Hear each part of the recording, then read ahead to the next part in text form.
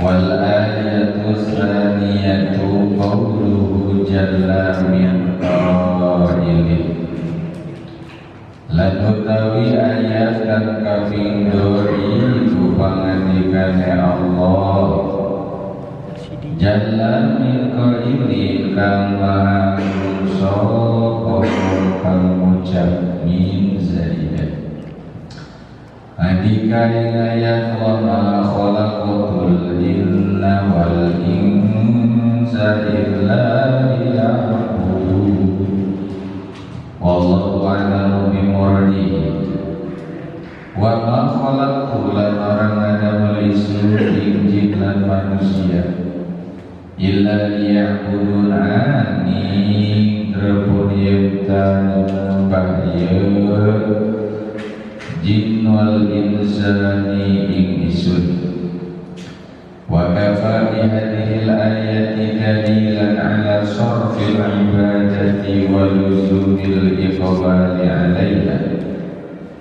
Wa kafa lan nyukupi ikilah ikida ayat zaidah.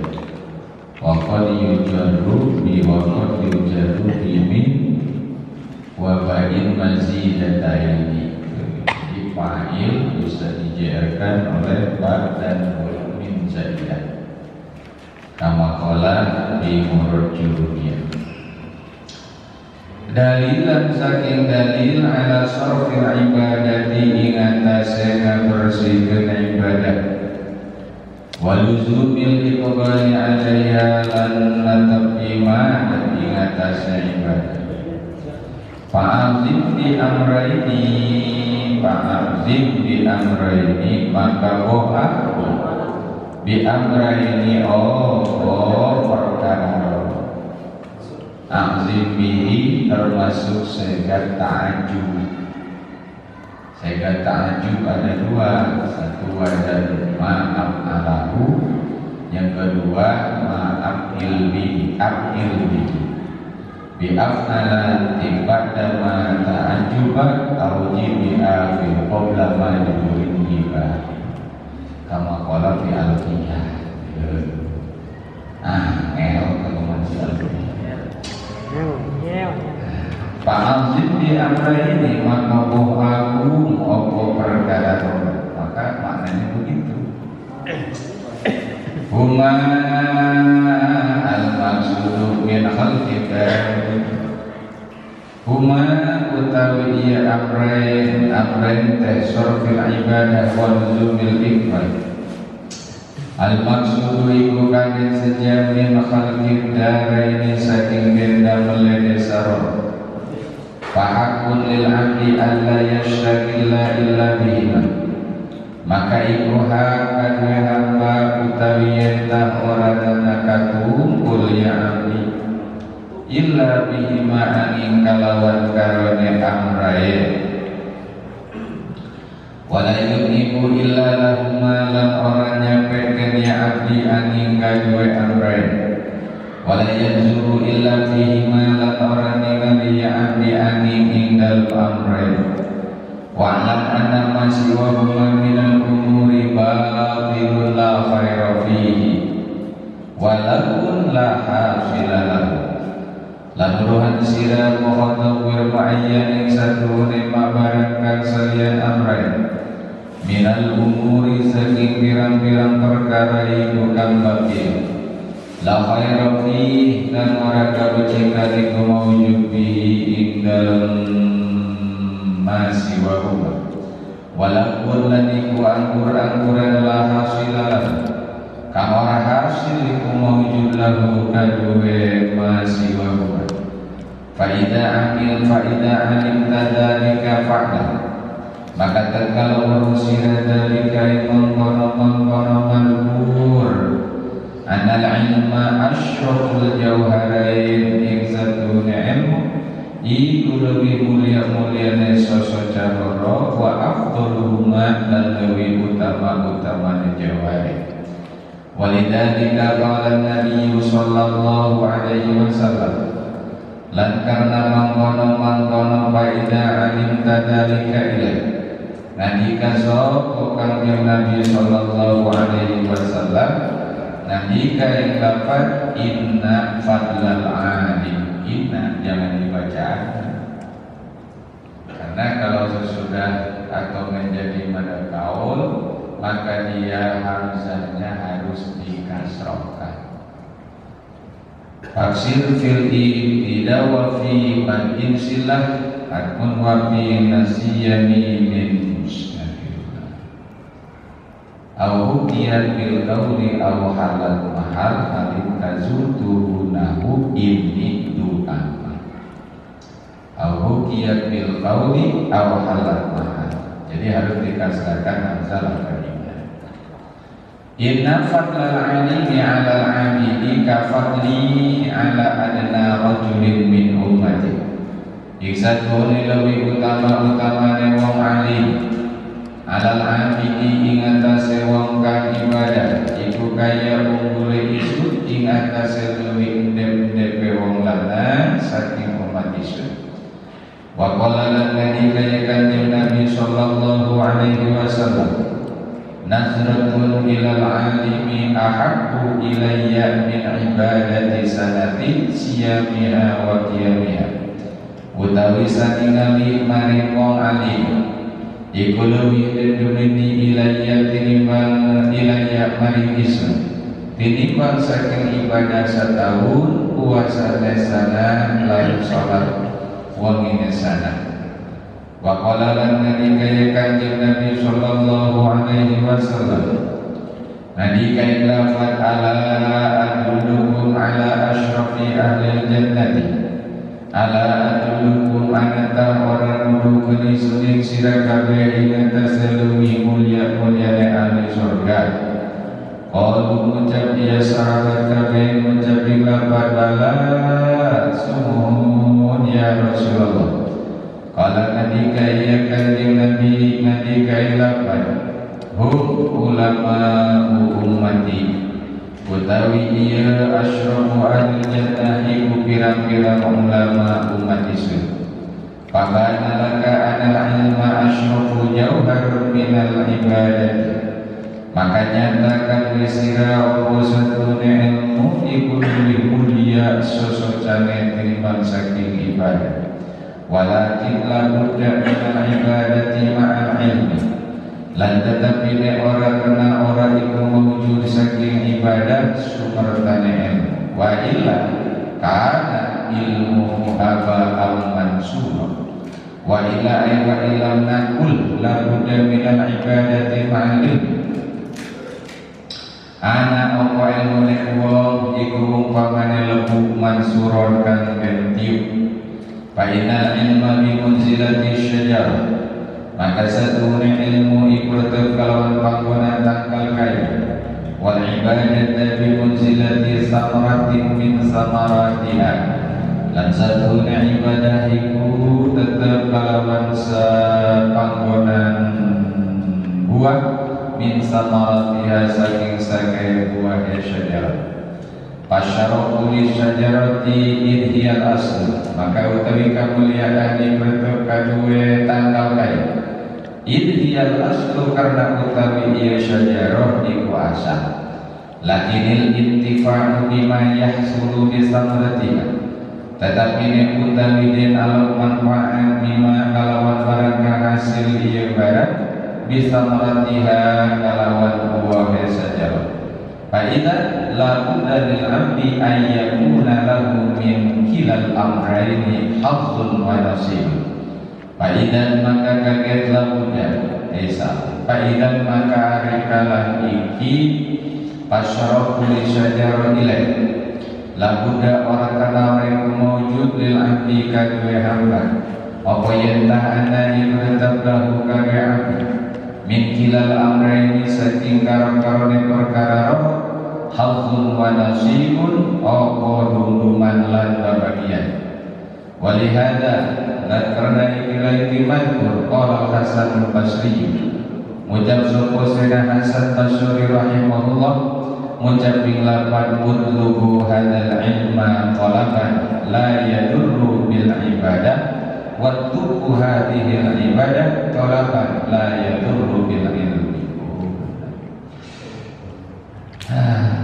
Ngucap-ngucap ing lapat untuk ngepri sira kabeh adal ilma ing ila ilmu. Talaban kalawan ngepri kang ora ngabahayakeun ya talaban kalawan ibadah. Wa tubu lan ngepri sira kabeh ing ila ibadah. Kalawan ngepri kang ora ngamadaratkeun ya talaban bil ilmi kalawan ilmu ila. Bil ilmi kalawan ilmu. Wih, ada awak temenan panjang. Hadirin jamaah kaum muslimin yang dimuliakan Allah Subhanahu wa taala. Alhamdulillahirabbil alamin. Kita dapat berkumpul kembali di majlis taklim yang mulia ini di Masjid Jami' Al-Muttaqin. Mudah-mudahan kita semua termasuk tergolong orang-orang yang diselamatkan oleh Allah Subhanahu wa taala. Mudah-mudahan dosa-dosa kita diampuni oleh Allah. Mudah-mudahan kita bisa istiqomah dalam ibadah, bisa istiqomah dalam menuntut ilmu agama, dan mudah-mudahan amalan-amalan saleh kita diterima oleh Allah Subhanahu wa taala. Amin ya rabbal alamin. Hadirin jamaah yang dimuliakan Allah, sebagaimana diterangkan di awal bahwasanya tahapan-tahapan dalam ibadah kepada Allah Subhanahu wa taala itu membutuhkan ataupun melewati beberapa tahapan-tahapan, yang mana di dalam tahapan-tahapan ini insya Allah akan dijelaskan oleh ajengan musannif secara gamblang. Tahapan yang pertama adalah al-aqobatul ula hiya aqobatul ilm. Tahapan yang pertama adalah tahapan ilmu. Sebagaimana kemarin dijelaskan bahwasanya ilmu itu adalah bagaikan patok, bagaikan fondasi yang kuat. Sehingga dengan adanya ilmu tersebut maka amalan-amalan ibadah kita bisa sah ataupun bisa diterima oleh Allah Subhanahu wa taala, minimal sah menurut agama. Karena semuanya membutuhkan terhadap ilmu. Salat kita butuh terhadap ilmu, puasa kita butuh terhadap ilmu, zakat, haji, umroh, semuanya itu membutuhkan terhadap ilmu. Bahkan zikir sekalipun itu harus berilmu. Ya, termasuk membaca Quran harus sesuai dengan ilmunya, harus sesuai dengan tajwidnya, agar seluruh amalan-amalan ibadah kita itu bernilai sah menurut agama dan harapan besar bisa diterima oleh Allah Subhanahu wa taala. Karena memang sudah sesuai dengan MOU dan prosedurnya gitu. Ya, sesuai dengan peraturan-peraturan yang berlaku. Maka oleh karena demikian, ilmu ini adalah merupakan hukmu wa alaihi bidah, merupakan tiang panjang, merupakan fondasi dan menjadi ukuran barometer terhadap ibadah tersebut. Ya, semakin dia menguasai ilmu, maka insya Allah semakin bagus amal ibadahnya. Ya, di mana itu ilmu? Ya di majelis taklim.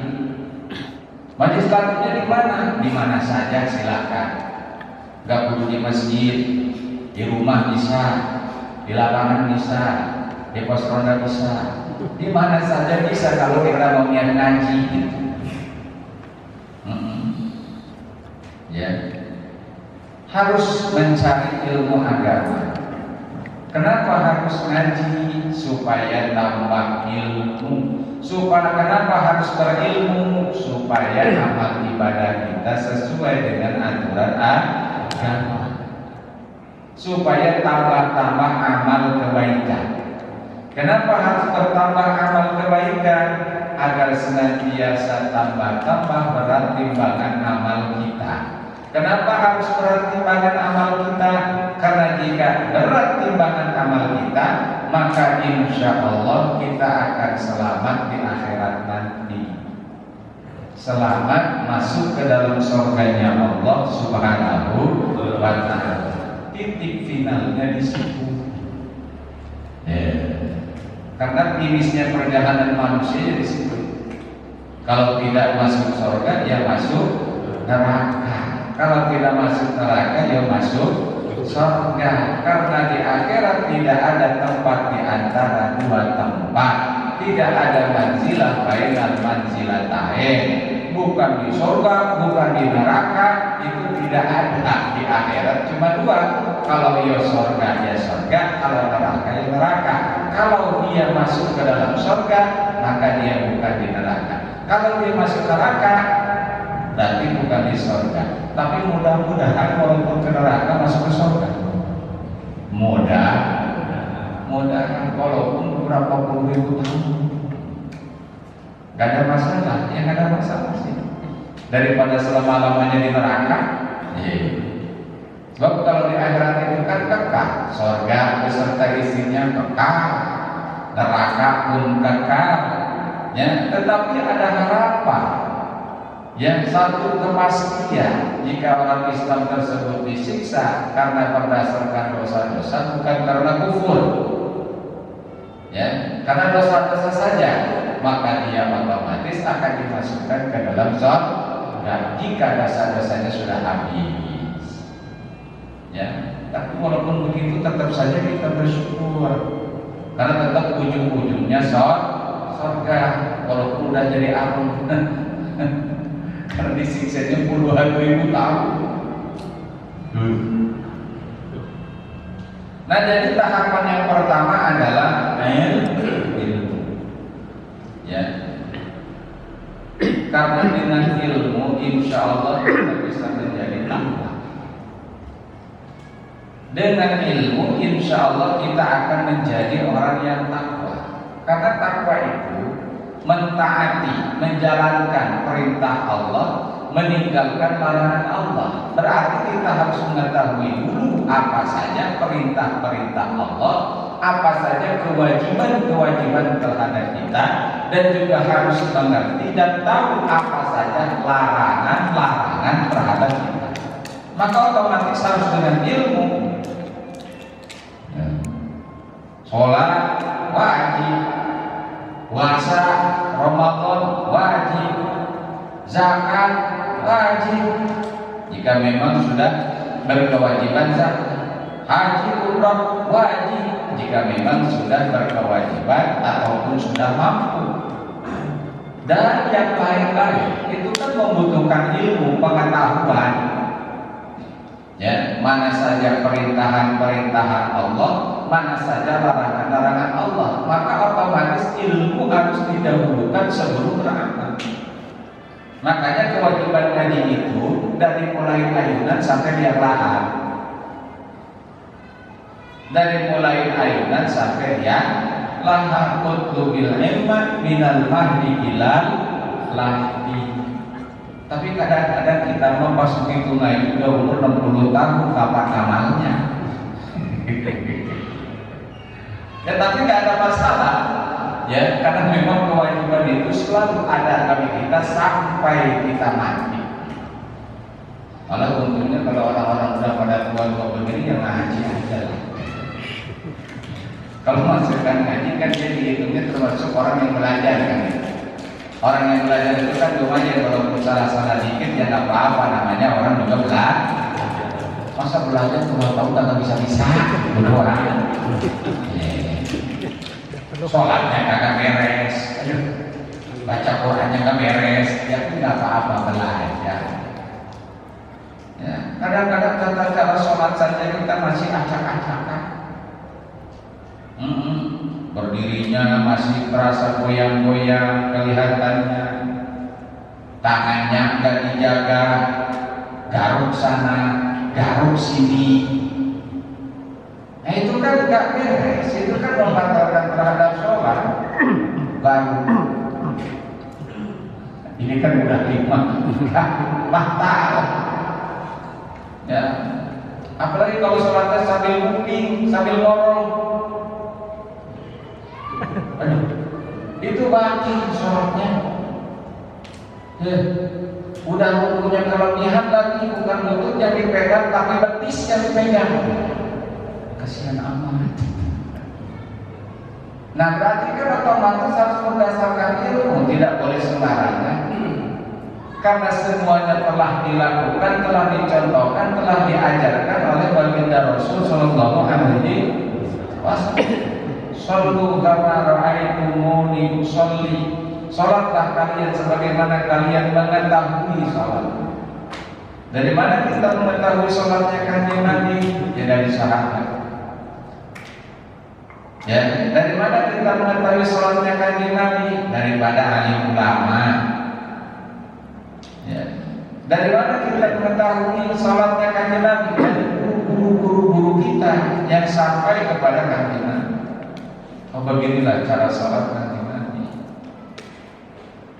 Nah, maka tidak boleh diabaikan karena mencari ilmu agama tersebut hukumnya fardu ain, terutama ilmu fikihnya agar beres amalan-amalan zahirnya, baik itu ibadah dan muamalahnya, ya wajib dan fardu ain hukumnya belajar ilmu tauhidnya agar akidahnya benar, wajib belajar ilmu tasawufnya agar hatinya menjadi benar, agar hatinya menjadi bersih, agar hatinya menjadi lurus, agar hatinya sehat, jangan sampai ada penyakit-penyakit hati.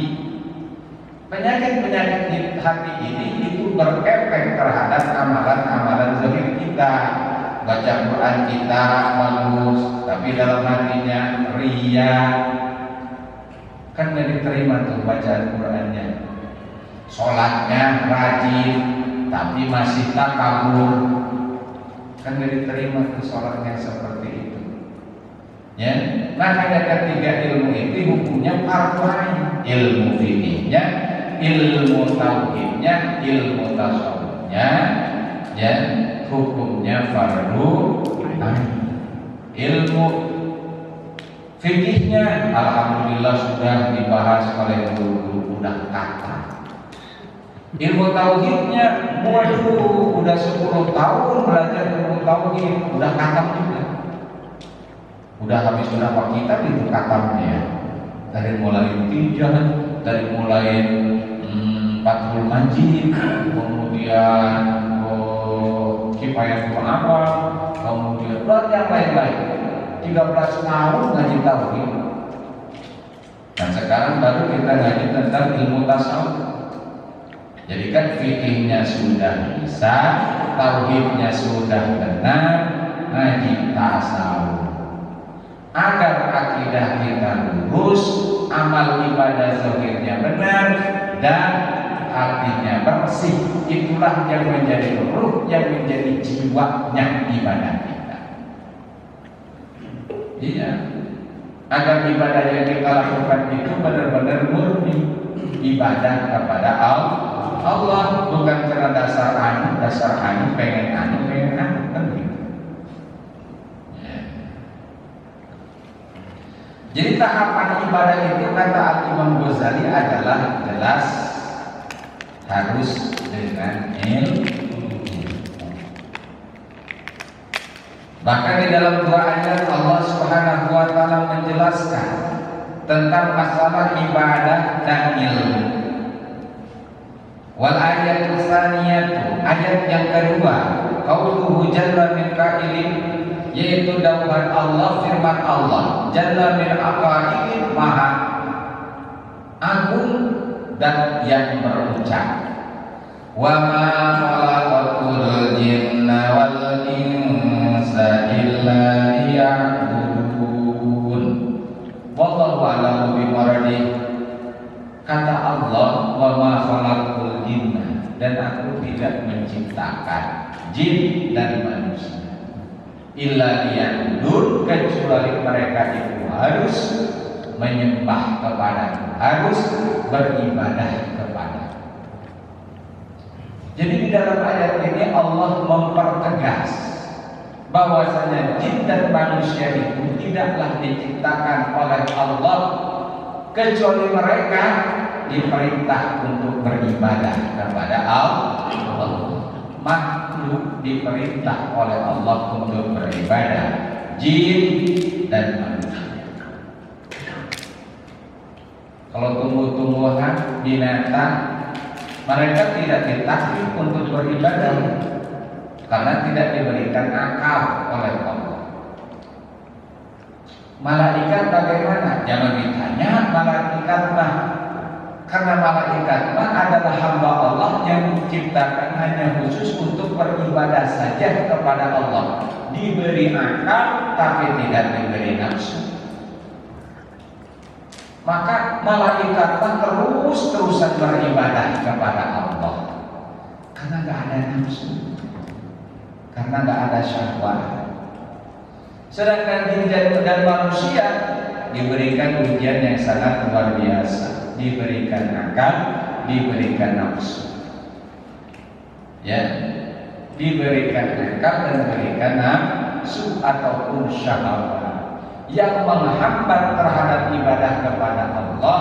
Mayoritas adalah nafsu ataupun syahwat, keinginan.